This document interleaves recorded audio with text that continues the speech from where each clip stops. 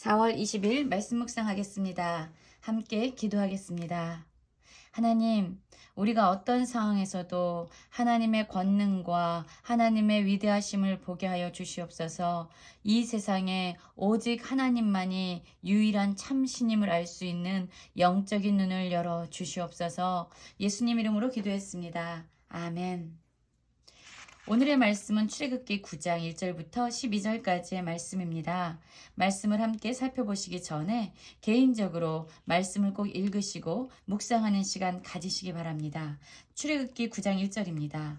여호와께서 모세에게 이르시되 바로에게 들어가서 그에게 이르라. 히브리 사람의 하나님 여호와께서 말씀하시기를 내 백성을 보내라. 그들이 나를 섬길 것이니라. 내가 만일 보내기를 거절하고 억지로 잡아두면 여호와의 손이 들에 있는 내 가축 곧 말과 나귀와 낙타와 소와 양에게 더하리니 심한 돌림병이 있을 것이요. 라는 말씀으로 시작하고 있습니다.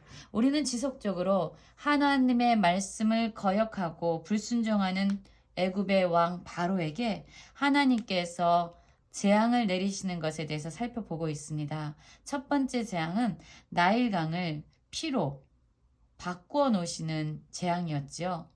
두 번째는 개구리의 재앙이었습니다. 그리고 2와 8위의 재앙이 지속적으로 이어졌습니다. 이제 오늘의 말씀은요. 5번째와 6번째의 재앙을 이야기하고 있습니다. 5번째의 재앙은 바로 가축들에 대해서 심한 돌림병을 허락할 것이다 라는 말씀으로 시작하고 있습니다. 그런데 여호와 하나님께서는 이렇게 말씀하고 계세요. 4절입니다. 여호와가 이스라엘의 가축과 애굽의 가축을 구별하리니 이스라엘 자손에게 속한 것은 하나도 죽지 아니하리라 하셨다 하라 라고 말씀하십니다. 그렇습니다. 우리는 어제부터 그 8위의 재앙부터 하나님께서 자신이 다스리시는 자신의 백성들, 이스라엘 백성들을 철저하게 보호하시는 것에 대해서 살펴보고 있습니다. 그리고 오늘 5번째 재앙부터는 바로 죽음이 임하는 재앙이 시작됩니다. 나일강이 피로 변하는 것이나 그리고 개구리나 이나 파리의 재앙은요. 애굽의 사람들에게 심한 고통을 가하는 것이었지만 죽음까지 이르는 것은 아니었습니다. 그런데 오늘 말씀하게 될 이 5번째 재앙, 가축의 돌림병부터는 이제 죽음이 가까이 오고 있습니다. 죽음이 선포되고 있습니다. 그리고 하나님께서는 기한을 말씀해 주십니다. 여호와께서 기한을 정하여 이르시되 여호와가 내일 이 땅에서 이 일을 행하리라 라고 말씀하셨죠. 그리고 하나님께서는 그가 말씀하신 대로 신실하게 그의 말씀을 이루십니다. 이튿날에 여호와께서 이 일을 행하셨다라고 말씀하고 있습니다. 그리고 바로에게 선포하신 것처럼 애굽의 모든 가축은 죽었고 이스라엘의 가축은 하나도 죽지 않는 이렇게 구별되어지는 이스라엘 백성을 철저히 보호하시고 애굽 백성들이 소유한 가축을 죽이는 이러한 재앙이 내려진 것이지요. 바로가 사람을 보냅니다. 어떻게 된 일인지 보게 됩니다. 그리고 자신의 그 애굽의 가축들은 많은 가축들이 죽어나갔지만 이스라엘 백성들의 가축은 어떤지 보러 사람을 보냅니다. 그런데 실상 이스라엘의 가축은 하나도 죽지 않는 겁니다. 그런 것을 보았다면 어떤 일이 일어나야 됩니까? 하나님의 말씀이 정말로 반드시 이루어지는 실제구나. 정말로 하나님이 온 세상을 다스리시는 왕이시구나를 깨닫고 겸손하게 엎드려야 됐을 겁니다. 그러나 어떤 일이 일어났죠? 바로의 마음이 완강하여 백성을 보내지 아니했다라고 말씀하고 있습니다. 그러자 여호와께서는 또 6번째 재앙을 선포하십니다. 여호와께서 모세와 아론에게 이르시되 너희는 화덕에 제 2 움큼을 가지고 모세가 바로의 목전에서 하늘을 향하여 날리라 라고 말씀하십니다. 그래서 이제 6번째로 어떤 재앙이 선포되냐면 그 재가 애굽 온 땅에 티끌이 되어서 애굽 온 땅의 사람과 짐승에게 붙어서 악성 종기가 생기는 재앙을 하나님께서 선포하고 계십니다. 그리고 여호와 하나님의 말씀을 듣자 모세와 아론은 그 말씀에 즉각적으로 순종합니다. 화덕에 재를 가지고 바로 앞에 서서 모세가 하늘을 향해 날렸습니다. 어떤 일이 일어났을까요? 그렇죠. 하나님의 말씀이 신실하게 이루어진 거죠. 사람과 짐승에게 악성 종기가 생겼다라고 얘기하죠.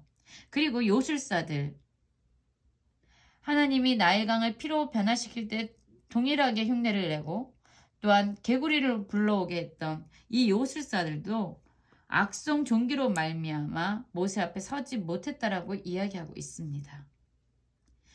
요술사들뿐만 아니라 애굽의 모든 사람들에게 생겼다라고 말씀하고 있죠. 그렇습니다.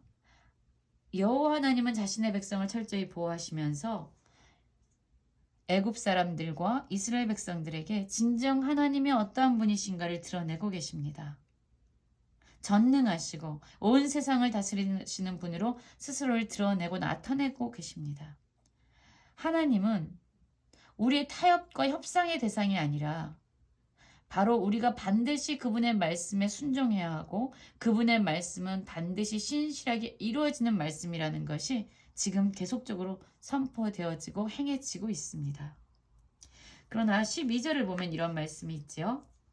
그러나 여호와께서 바로의 마음을 완악하게 하셨으므로 그들의 말을 듣지 아니하니 여호와께서 모세에게 말씀하신 것 같더라 라고 얘기합니다. 여호와께서 바로의 마음을 완악하게 하셨다라고 이야기합니다. 그래서 모세와 아론의 말을 듣지 않았다라고 얘기합니다. 그러면 하나님께서 정말로 바로의 마음이 변하고 싶고 순전하고 싶고 하나님께 순종하고 싶은데 그의 마음을 억지로 강압적으로 완악하게 하신 걸까요? 그렇게 이해하면 우리가 하나님의 성품을 이해하는데 참으로 많은 어려움이 있죠. 저는 오늘 말씀을 묵상하면서 로마서 1장 28절 말씀이 생각났습니다. 로마서 1장 28절에는 이렇게 기록되어 있습니다. 그들이 마음에 하나님 두기를 싫어하며 하나님께서 그들을 그 상실한 마음대로 내버려 두사 합당하지 못한 일을 하게 하셨다라고 이야기합니다. 이 말씀은요. 이 바로가요. 마음에 하나님을 두기를 싫어했던 거죠. 처음부터 하나님의 말씀에 순종할 생각이 없었던 겁니다. 하나님의 말씀에 완악하고 고집스럽게 불순종하고 있는 거예요. 그런데 지금 하나님께서 계속적으로 이적과 재앙을 보여주고 계십니다. 그런데 그걸 보았다면 정말로 그의 마음이 변화되고 바뀔 수 있을 텐데 하나님께서 완악하게 하셨다라는 이 의미는 무엇일까요? 바로 이것입니다. 바로가 마음에 하나님 두기를 싫어하고 하나님의 말씀에 순종하기를 싫어하자 하나님께서 그 바로의 마음을 그 상실한 대로 내버려 두셨다. 그의 완악함을 계속적으로 붙잡고 고집스럽게 살도록 허락하셨다라는 거예요. 허용하셨다라는 거예요. 우리 부모님들도 그랬죠. 아이를 계속적으로 설득합니다. 그거 하면 안 돼. 안 돼.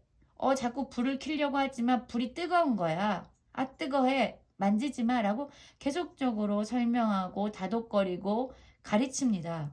그런데도 아이가 자기의 마음을 꺾지 않으면요. 부모님들이 뭐라 그러세요?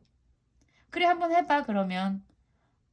너가 마음대로 한번 해봐. 엄마는 아무리 너를 설득해도 듣지 않으니까 네 마음대로 해봐. 라고 이야기하죠. 그것이 바로 이런 표현이에요. 엄마의 말에 계속적으로 순종하기를 거부하자 그냥 그 아이가 고집스럽게 자기가 하고 싶은 대로 하도록 잠시 상실한 마음대로 내버려 두는 거죠. 그렇다고 그것이 포기를 의미하는 것은 아닙니다. 목적이 있죠.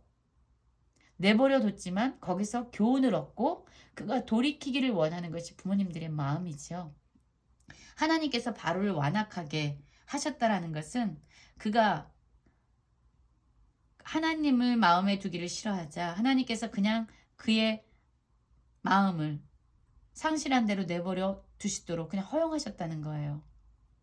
그래서 그가 마침내 하나님이 얼마나 크신 분인지를 다시금 깨달아서 돌아오도록 허락하기 위함이죠.